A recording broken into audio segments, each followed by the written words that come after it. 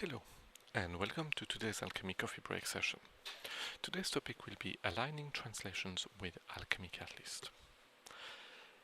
Alchemy Catalyst provides you with tools that will allow you to recycle existing translation by aligning the files that have been translated in the past. Catalyst offers two methods of proceeding.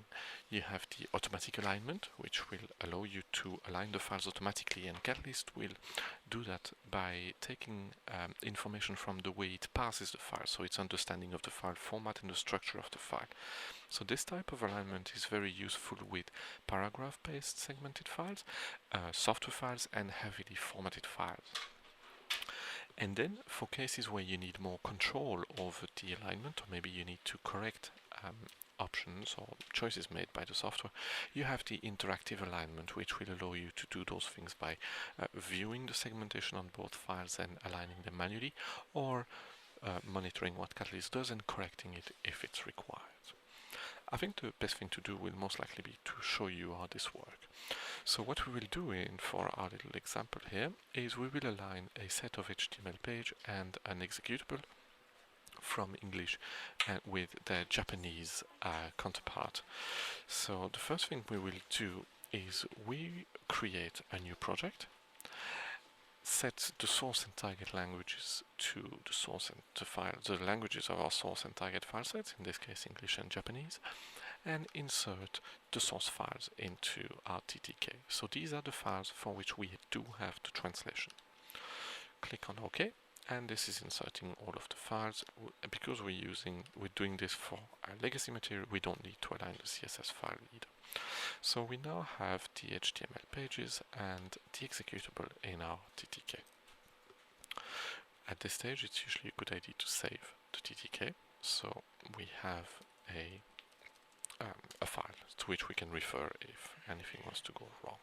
So we now have our TTK saved, and the next step is to align the file. We will start with aligning the executable, and we'll align the executable in automatic mode because this is a fairly heavy, it is a software file. Catalyst understands these very well, so we know we won't have to update the alignment. So we'll use the automatic alignment, which we define and we check in the setting. Click on OK, and right-click on the file name and select alignment. All we have then to do is point to the translated version of that file, click on open, and Catalyst will run the alignment. Okay, so if we have a quick look, we will see that the dialog boxes, by example, have been translated.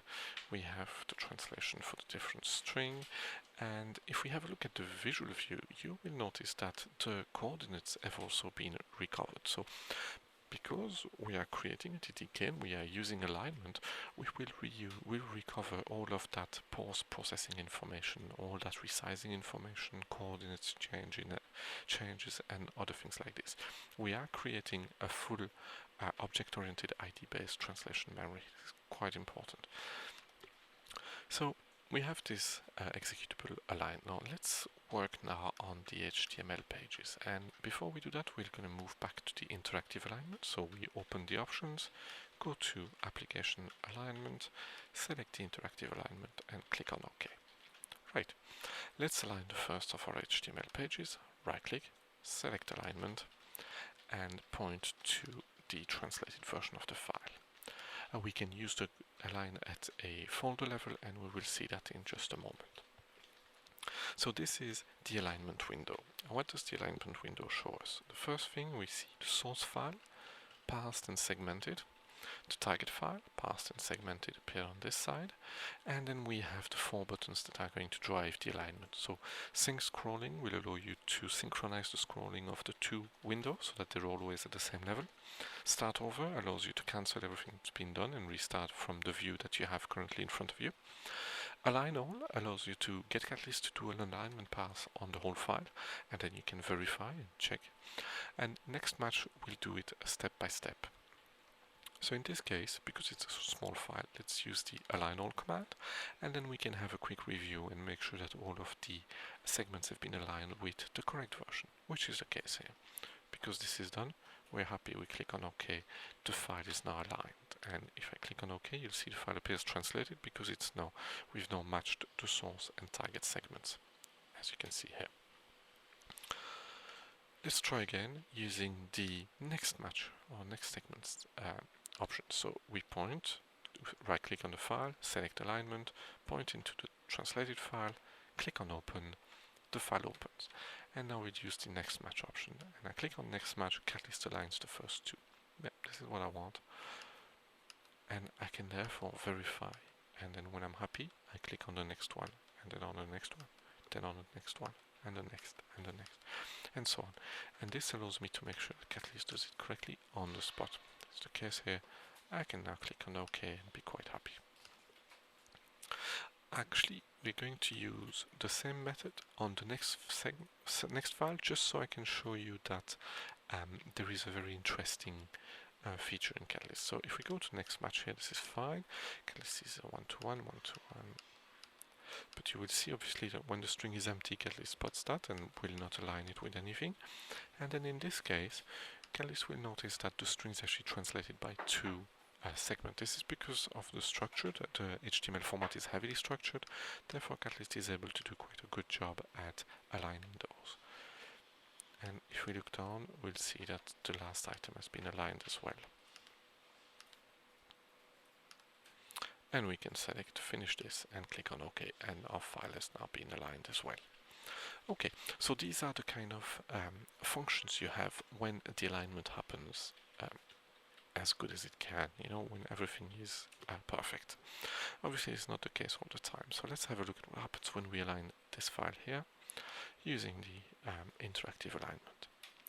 Click on open, and I can see the source and target files. I don't see anything that is very strange, so I'll use the align all feature.